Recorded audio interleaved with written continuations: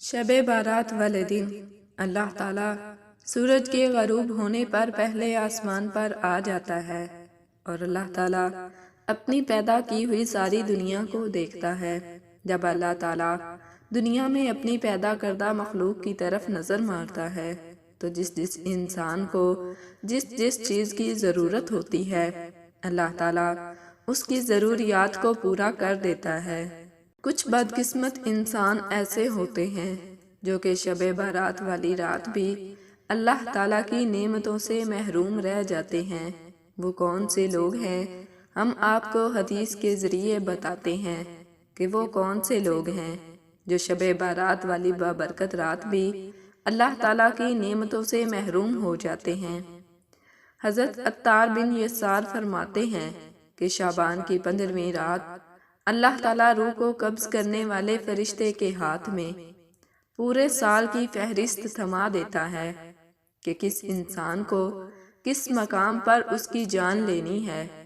ملک الموت اللہ تعالیٰ کے حکم کی تعمیل کرتے ہوئے انسان کی روح کو قبض کرتا ہے۔ ہر انسان کام میں مصروف ہوتا ہے۔ کسی کے خوشی کے موقع پر موت لکھی ہوتی ہے تو کسی کی غم کے دوران ہی روح قبض کر لی جاتی ہے، اور کسی کی تکلیفوں کو برداشت کرتے ہوئے موت لکھی ہوتی ہے تو اس کو تکلیفیں پہنچا کر اس کی روح کو قبض کر لیا جاتا ہے۔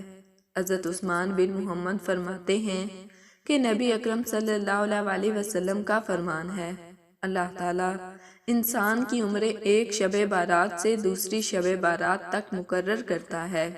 انسانوں کی شادیاں ہوتی ہیں، ان کے بچے ہوتے ہیں، انسان کے ذہن و خیال میں یہ بات نہیں ہوتی کہ اللہ تعالیٰ نے ان کا نام لکھ کر ملک الموت کے ہاتھوں میں تھما دیا ہے۔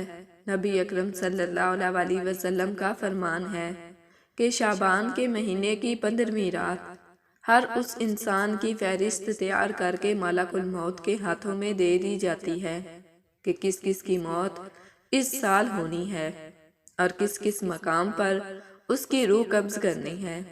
اللہ تعالیٰ ملک الموت کے حوالے یہ لسٹ کر دیتا ہے۔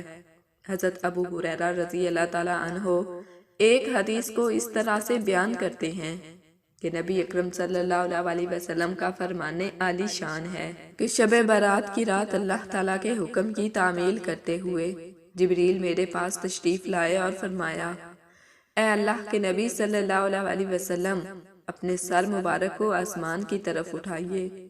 میں نے جبریل سے پوچھا، اے جبریل یہ کون سی رات ہے؟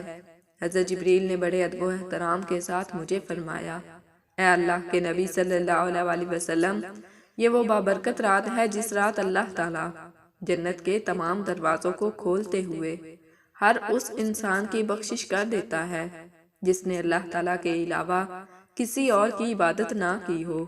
اس کے علاوہ اللہ تعالیٰ سود خور، شرابی، زانی کو اس وقت تک جنت میں داخل نہیں کرتا جب تک وہ اپنے گناہوں سے توبہ نہ کر لے۔ جب رات کا چوتھائی حصہ ختم ہو گیا تو جبریل پھر میرے پاس آ گئے اور فرمانے لگے، اے اللہ کے نبی صلی اللہ علیہ وسلم، اپنا سر مبارک آسمانوں کی طرف اٹھائیے گا۔ نبی اکرم صلی اللہ علیہ وسلم فرماتے ہیں کہ میں نے دیکھا کہ جنت کے سارے دروازے کھلے ہیں۔ جنت کے سارے دروازوں پر پہلے دروازے سے لے کر 5ویں دروازے تک ایک فرشتہ کھڑا ہو کر یہ بات کہہ رہا تھا کہ خوشی ہو اس انسانوں کے لیے جنہوں نے اس رات اللہ تعالیٰ کی بارگاہ میں سجدے کیے، رکوع کیے، دعا کی، اللہ تعالیٰ کا ذکر کیا، اور جس انسان نے اللہ تعالیٰ سے ڈرتے ہوئے اس رات کو اپنی آنکھوں سے ایک آنسو کا قطرہ گرایا، اس انسانوں کو اللہ تعالیٰ نے معاف کر دیا، ان کے سارے گناہوں کو بخش دیا۔ چھٹے آسمان پر جنت کے دروازے پر ایک فرشتہ کھڑا یہ بات کہہ رہا تھا کہ خوشی ہو اس انسان کے لیے جو دین اسلام پر پکا یقین رکھتا ہے۔